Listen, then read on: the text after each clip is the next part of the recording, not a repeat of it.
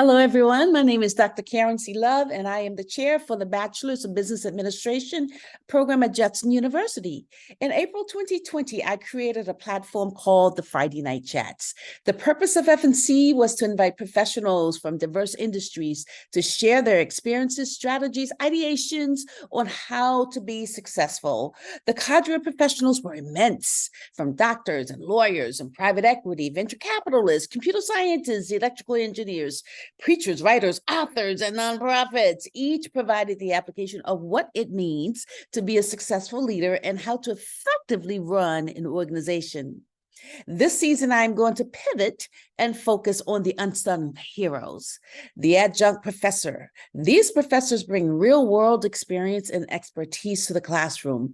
With their industry knowledge and practical insights, they provide students with valuable perspectives beyond textbook theories. Imagine that. Tonight, I want you to meet the maestro in the world of project management, design thinking, web development, Scrum, and teaching with an unparalleled passion for guiding students towards success. My guest has mastered the art of imparting knowledge and skills in the diverse fields. Armed with extensive industry and expertise and deep understanding of cutting-edge technology, say that in one breath. This remarkable young man is a beacon of wisdom for aspiring professionals. So please welcome to the platform, Mr. and Professor William Hines. Thank you.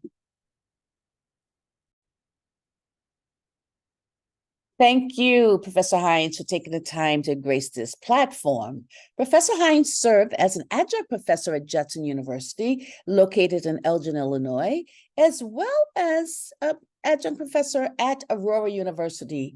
He obtained a bachelor's degree in management and leadership at Judson University, go Judson, and then completed his master's in business administration at Benedictine University. Professor Hines holds a PMP, Project Management Professional Certification, and is also certified as a Scrum Master. He possesses certification in Lean, a Six Sigma Yellow Belt, and has also obtained certification in Design Thinking from the Massachusetts Institute of Technology, MIT. I have a slight prejudice toward MIT because I recently received my certification in design thinking from the same institution as well. Additionally, Professor Hines completed his certification in ITIL at Navistar. He fulfills many roles with Judson University and Aurora University. He holds the position as course writer at Judson University. He instructs courses in the areas of presentations, mentorship, teaching, and the utilization of learning management systems such as Moodle and Blackboard. With an MBA within the MBA program, he instructs courses in operation and project management, strategy, and leadership. Additionally, he contributes to the undergraduate program. Take your time. All the excitement. By teaching managerial accounting, managerial communications, project management, design thinking, and marketing analytics. And let me say that again. He contributes to the undergraduate program by teaching managerial accounting, managerial communications, project management, design thinking, and marketing analytics. At Aurora University, Professor Hines instructs courses within the MBA program, specifically focusing on project management. Additionally, within the undergraduate program, he teaches digital marketing and analytics. Moreover, he has had a notable tenure within the United States Marine Corps, where he served as a specialist in transportation and logistics. The skills development that took place in the Marine Corps included several aspects of leadership, mentorship, planning, and transportation. Thank you again, once again, Professor Hines, for joining the platform. Please share your story, sir.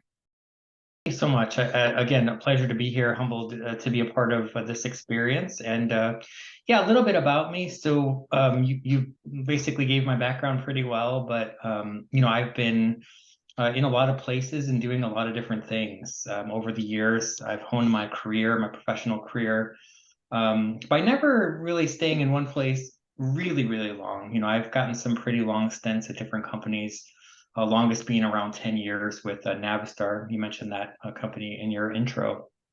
And I worked there as a project management manager of an office within IT.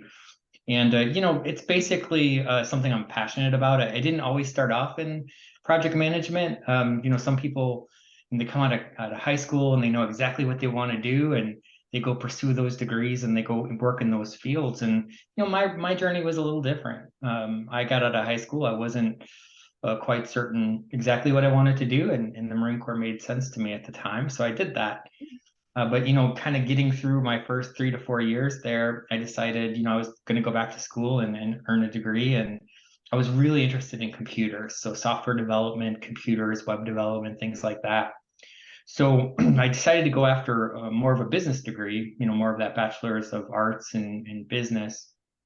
And at the same time, I was pursuing technical jobs. So one of my first jobs coming out was in sales support, kind of working with a company called Wallace Computer Services, where I was working with them to do software, a little bit of software development. It was weird because it wasn't like programming, but it was configuration of a tool, and working with logos and making systems kind of work and providing some customer support, some technical stuff. And from there, I kind of grew into what they call a product manager role. So I was actually kind of like in sales, traveling the country in the Northeast Territory, specifically to basically sell barcode labeling systems to potential customers. But it was around that time when I started really getting into web development and web design, some programming.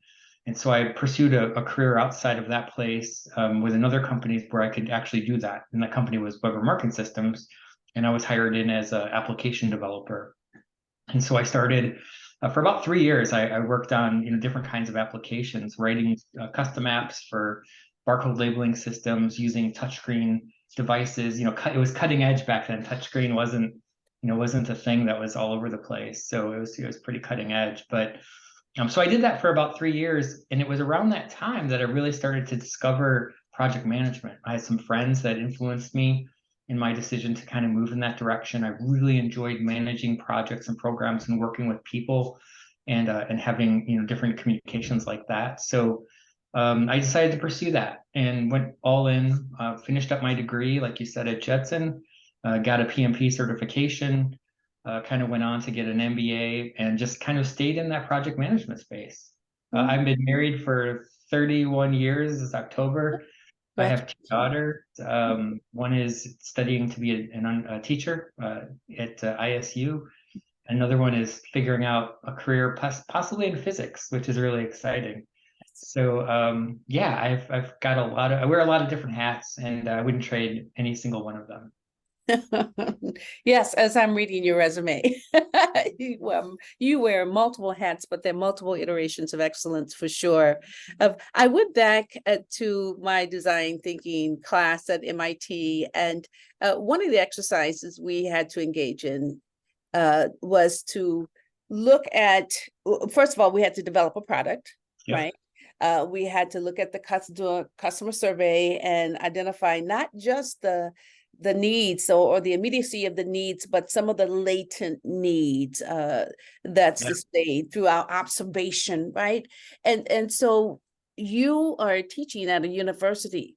What would be some of the latent needs you may have identified over the years? No, that's a terrific question, and totally agree with that. These are the needs that people don't outright express verbally, or needs that kind of they don't even sometimes recognize that they have. And so design thinking course and the process, and the mentality really is all around experience, and it's all around failing and failing fast, and giving people the opportunity to do things that you observe. So the key thing that I remember about that course, and just in general about design thinking, is this is what I love about it, is that you can observe people in their in their natural habitat, if you will. And when you start to observe them, they don't tell you these things, they just do these things. Yes. And then when you start to observe that, you realize, wow, that's an unmet need. That's an opportunity, or that is something they would never have vocalized that we need to consider when we're designing a new product or a new service. And so, so valuable to watch that, to experience that, to create customer journey maps that kind of walk through the highs and the lows. You Yes. can truly understand what is going on with the people that you're designing for. I think that the thing I love the most about design thinking is it's all about empathy, right? And empathy for the people that you're designing the product or the service for. If you're designing the product or service to make money, and that's your sole purpose, you're missing something. You got to be designing the product and the service that people desire, have a need for, whether it's expressed or not, and fill that need. So I love that. That's great. Well, it's really interesting because with the customer journey map, you have to identify the pain points. And Mhm. as I was reflecting on that, I thought about the students, like our students in the adult education program, for example. We know the end point is to receive their diploma, but those pain points, what's in the middle? Like you said, what are the untold stories, and how do we identify those? How do we flush those out or suss those out so that we can get them to the next level with less obstacles? Of course. Yeah. Yeah. So that was one of the things in design thinking I thought about a lot with our students. What was your final project? So it's funny. I actually took that course alongside a program chair at Judson, Dr. Michelle Kilborn. We took it Oh my together. goodness. Oh, So excellent. I'm pretty sure it's been a while since I've taken that course, but I believe we were creating an app. And I can't remember exactly what the app was at this point because we didn't actually launch anything. But it was really fun to exercise the process, to work with a team of people that you really don't know very well, that you have to kind of work with to get to know pretty well to pass the course, as you know. Mhm. But it's all those things. It's basically being able to work on something that's tangible, work on something that's real, and that's what I think we need to bring back to our students, right? It's one thing to give a reading assignment and then give them homework to do, but if you actually give them a tangible, like this is a real thing you could work on, Yes. then they start learning because they have to apply it. And when they start learning to apply, they learn. And that's the key. And so taking design thinking and thinking about that course, I bring that mentality into all my classes and all my courses, and I try to find something real that the students can latch on to, work on, and develop as part of the learning process. Yeah, it has, you have to have that element of experientiality, and it has to be experiential, right? It's interesting. Our final project was a financial literacy app, Hmm. and that was a lot of fun. We had the intentions of just surveying the Navajo tribe, but we ran into some obstacles. Then we focused on football players. Hmm. Yeah, the importance of financial literacy. And we actually identified some of the ancillary customers that would have been involved in the process, such as the parents, right? So we had to go back and revamp, but it was a great exercise. And you're right, design thinking is everywhere. It is Mhm. everywhere in this process. So let me just ask you some questions, because we could be talking about design thinking throughout this interview. So teaching is a valuable skill in project management. And so how have you used your teaching online to train and mentor your students? Yeah, absolutely. So project management affords you a lot of opportunities to exercise your teaching skills. So the reverse, you can go, whenever you start up a project, you're going to have business users as well as maybe even some technical folks that don't know everything about how project management works. Sometimes you'll be exercising a methodology or a framework that the business team or the technical team isn't familiar with. And so you will, at the beginning of the project, really have to take some time and teach them more about the framework and the methodology so that you can then be productive in the project, so that there's no misunderstandings or surprises or missed expectations. And I think that when I approach the students coming from a project management background, one of the traits that is sort of inherent to most project managers is just organizational skill, and always being prepared. And so whenever I go to a classroom and I'm getting ready to teach, that project management side of me would have already kicked in.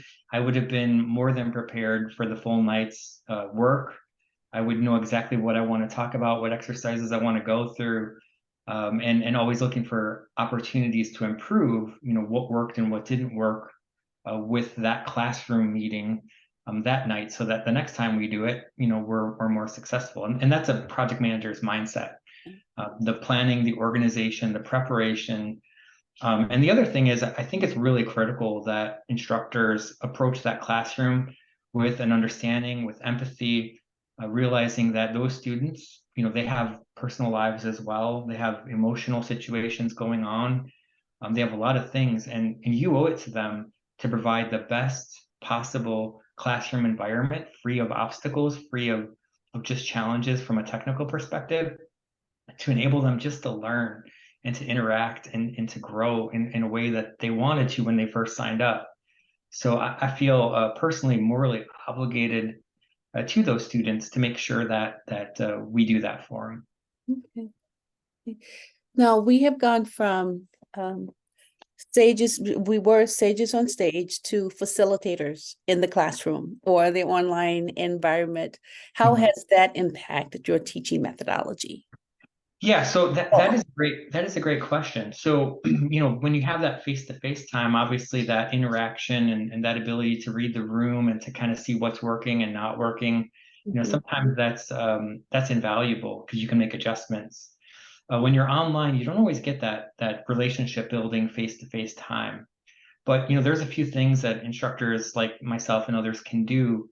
And it's as simple as saying, you don't have to attend a Zoom meeting, but if you want to attend a Zoom meeting, I would love to go through the course with you and make sure you don't have any questions. And you can establish office hours that are, on camera, off camera, depending upon how the student feels about it. But you can absolutely set up those meetings as an instructor who's leading an online course and still get that face-to-face time that I think's invaluable to both the instructor and the student. Mhm. Bill, would you consider your students or the students at Judson and Aurora, could you consider them as part of a product life cycle? And if so, how is that manifested? How do you identify the stakeholders? Even you have the immediacy of the students, but even from an ancillary perspective, who are the additional stakeholders? Yeah, no, they absolutely you could look at it that way. And where are they at? When you think about the marketing funnel, right? And you think about, what are the stages that a person goes through to actually commit, make a purchase and exit the funnel. What happens when they exit, right? So these students, they are in that funnel, if you will, and they're in that place where they've already, decided and committed to the program, and are paying their tuition and are taking those classes. And the thing that we have to be really, really on top of is the fact that, our brand, our school, our reputation is literally online. It's on the line because these students, through word of mouth or through social media, will have good things and bad things to say.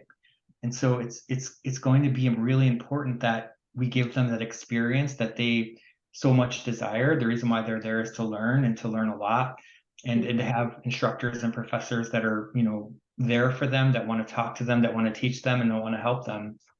And if they feel all that, chances are when they exit the funnel, or they become, graduates and alumni, that they remember their time at the university as something really positive, and that they would tell everyone and anyone that they should also enroll and go through that program.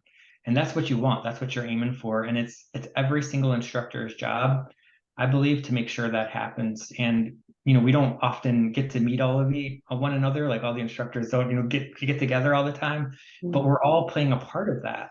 And Yes. so I think it's imperative that we realize that our success is their success is our success. They fail, we fail, and we don't want to see that.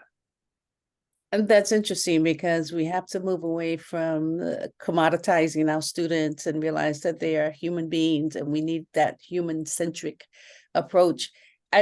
We live on a church campus, and so on 31. And so every car that passes this church has a story to tell.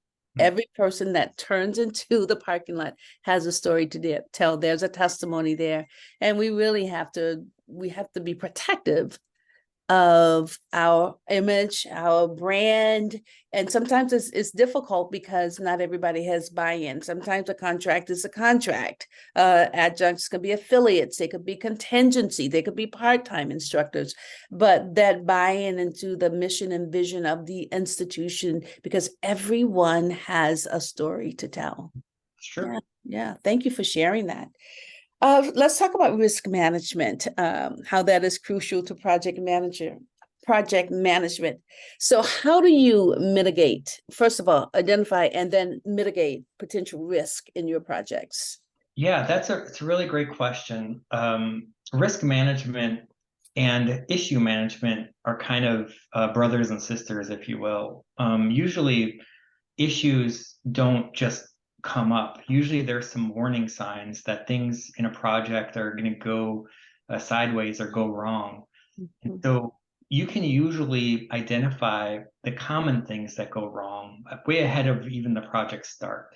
So there's things like, you're going to lose key team members, or, we didn't budget enough for this particular part of the project. And so there's some basic, whenever a project manager kicks off a project and we go through a gate review, I take a look at the risk log. And if nothing's identified, that's usually a warning sign that they really haven't thought hard about all the things that could potentially go wrong. So it starts at the beginning. The project manager really meets with the team and says, what are all the things that you think we need to watch out for?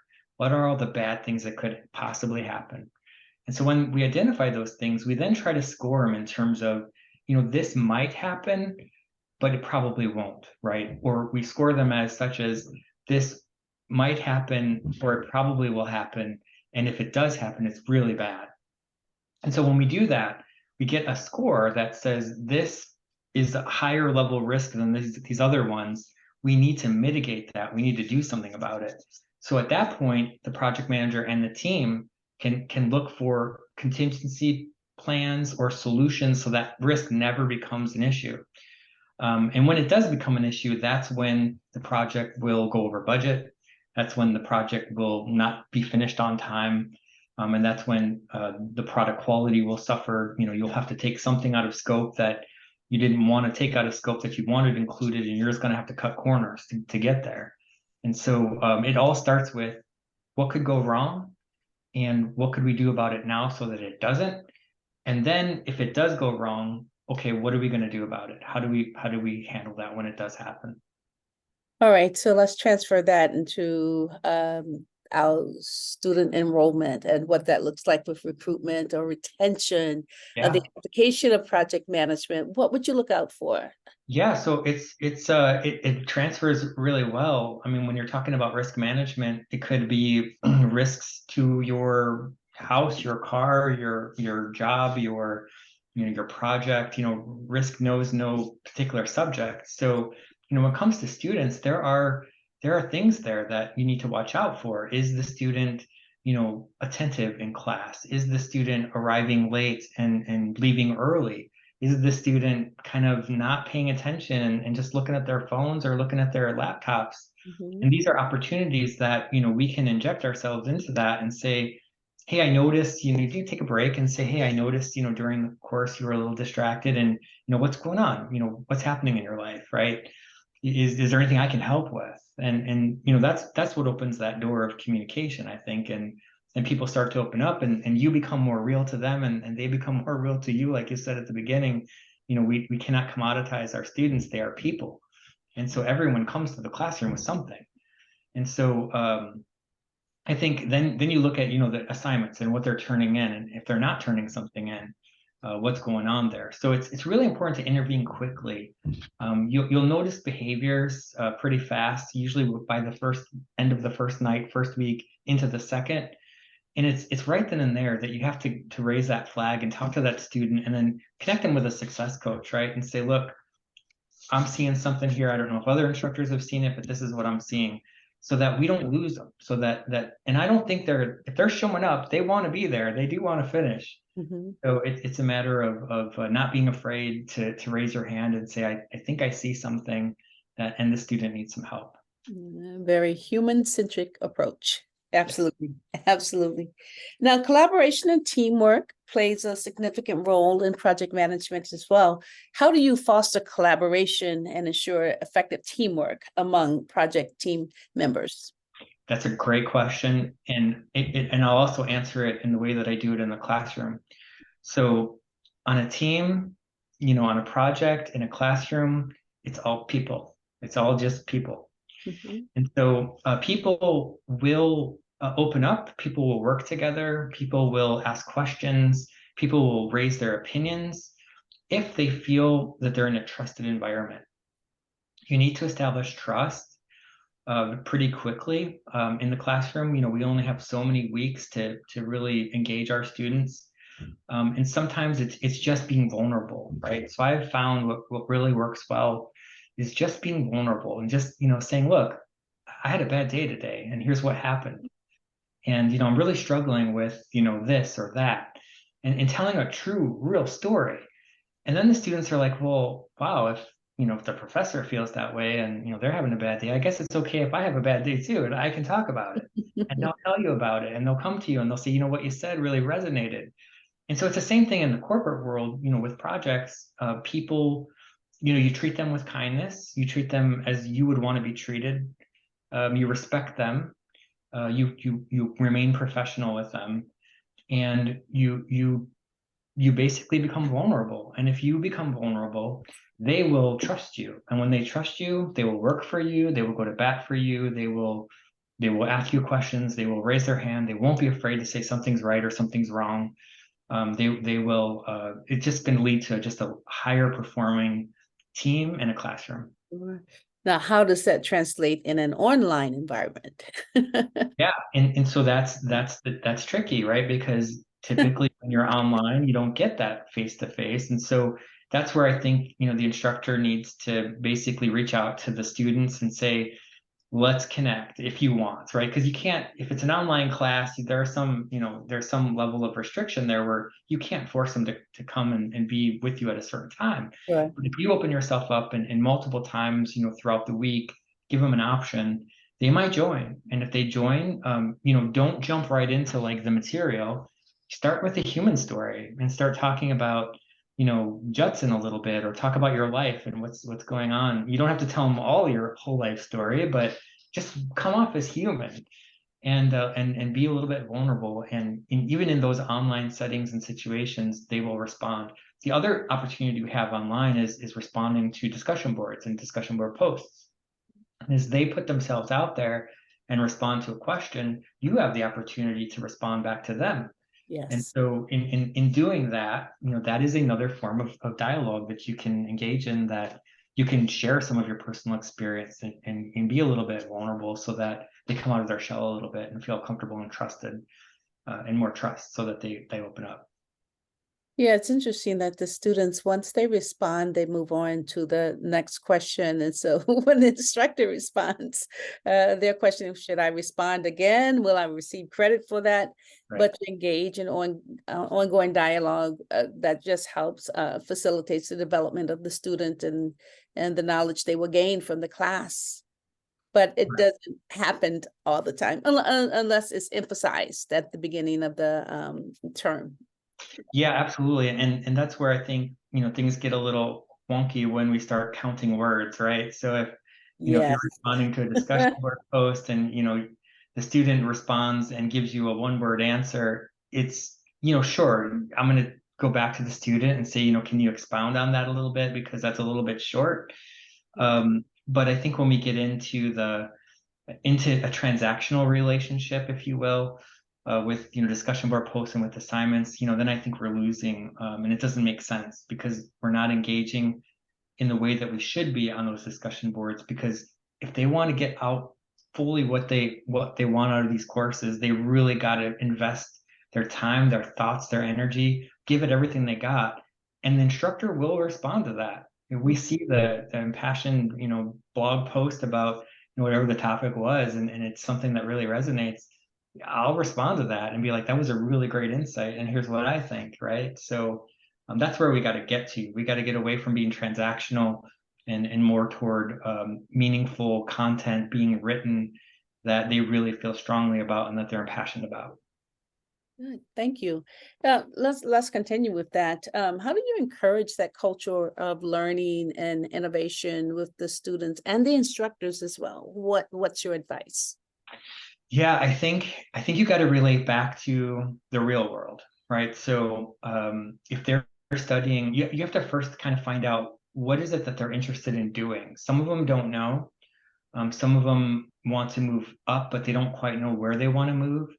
And so as you're talking about, corporate life, if that's where you're coming from, or you own a business, or you work in the service industry, and maybe you're a firefighter or you're a police officer, the more you relate to them what is going on in the day-to-day in that world, and the more you tie back those assignments and those readings and different things back to the real world, that gives them thoughts and ideas around, okay, maybe that's a career I'm interested in. I know that I'm successful in a course not by the survey that comes back saying that Bill was a great instructor or Bill wasn't a great instructor. I know I'm successful when the student comes up to me and says, I want to learn more about project management. I want to do what you do. That tells me that, okay, Excellent. I've made that connection. They Yes. understand what this is. They're excited about it. They've got a new road to go down. And by the way, I'm someone who can help, right? Because I'm in that field. I know a lot of people, and I can and hopefully connect them with a job if they're interested in doing that. So that's what we got to do. That's where we got to get to. That's ultimately what they're trying to do. Yes, yes. The demographics has changed quite a bit because we had students come in, adult students that were employed at that time, but because of the economy and COVID, things have really changed in the economy, and they may be looking for a new career. Right. Well, Absolutely. And that's where we got to have that, empathy and we make those connections, right? Because today, you might be the instructor that has a job and maybe you're teaching classes on the side. And tomorrow you might be the one who's looking for a role somewhere. true. And those students that you helped mentor and grow and build that strong relationship with, they might be looking out for you at that point. It's amazing what happens when you make these connections and what can possibly come of them. It's truly amazing. Yeah. Bill, in 2020, we went through such a cultural disruption and COVID, the pandemic, everything was very challenging to the university. One of my students, a white male, came to me and he says, I want to talk to you. I trust you. I don't understand this dynamic. I'm being accused of being someone I am not. And so how do I approach these things? How do I process these things? Because all of a sudden my identity has been questioned. Did you have conversations like that or similar to that? Well, I've been in those situations where someone at work is upset about maybe your management style, or they're not doing so well, and unfortunately when you're in a leadership role you do have to give bad performance reviews, and sometimes unfortunately you do have to let people go. And I did have a situation where I was accused of something I didn't do.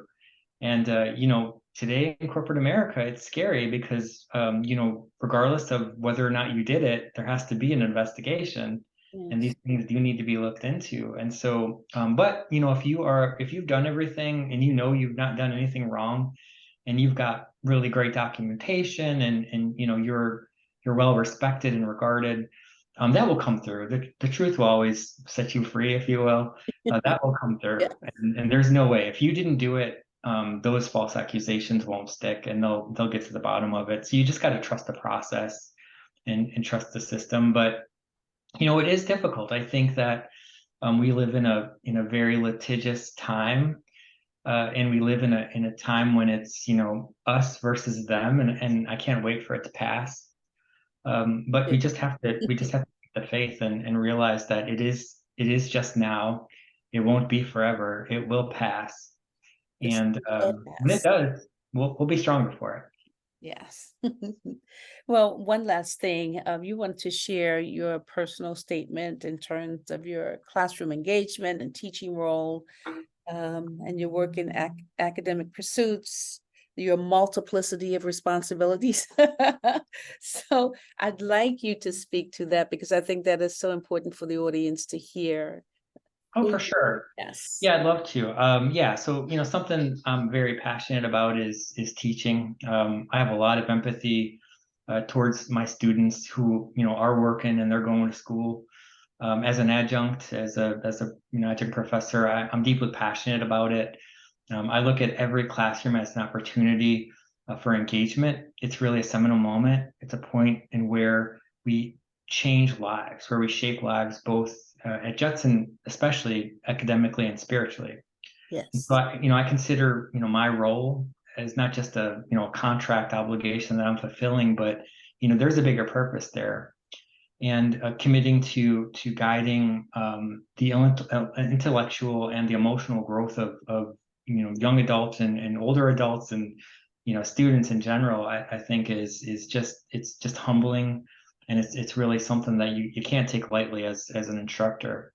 I really feel like my job, one of my jobs, is to make sure that I've removed as many impediments to learning as possible, and that means preparing. That means knowing the subject matter, preparing for the course, making sure that the online e-learn course is all ready for them to go, making sure there's no broken links, and everybody understands what is expected of them, that the technology is working and it's user friendly, and let's just knock all that stuff out so that they can just focus on learning and getting their stuff done. I have a personal mantra, and it kind of probably came out in this interview that if they're failing, we're also failing. It's an Absolutely. investment, right, that we make in our students, Mhm. and it's success and failure goes both ways. It's not just a one-way street. So I feel that failure really is not an option, and we're on this shared academic journey together, and we're in it together. And so my philosophy is it underpins this symbiotic relationship, I think, which is rooted in a mutual respect for the folks that are coming back, because I've been there myself as well. Students sitting in their seat, and just an understanding of what that looks like and what that feels like and how hard that is.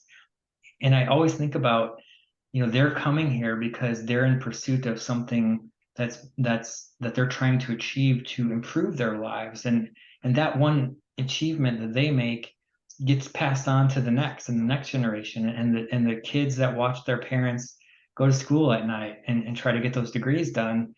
They're going to be inspired by that. Yeah. They're going to be like, well, if my mom did it or my dad did it, I can do it. Mhm. And so that's what I want. I want them to be successful. I'm deeply passionate about it. I love doing it. They say that when you've found something that you love, it doesn't feel like work. And I'm telling you, every time I get in that classroom, it does not feel like work. So Mhm. that's how I Amen. know I'm in the right place. Well, we definitely understand your loyalty because with the fluctuation of enrollment and everything, all the challenges that comes with it, you have been a stalwart and you've demonstrated time and time again how much you love the institution, you love your students, and you love your profession. So I thank you for sharing your pursuit of excellence with all of us at Judson University. It's been a humbling experience, and I thank you for the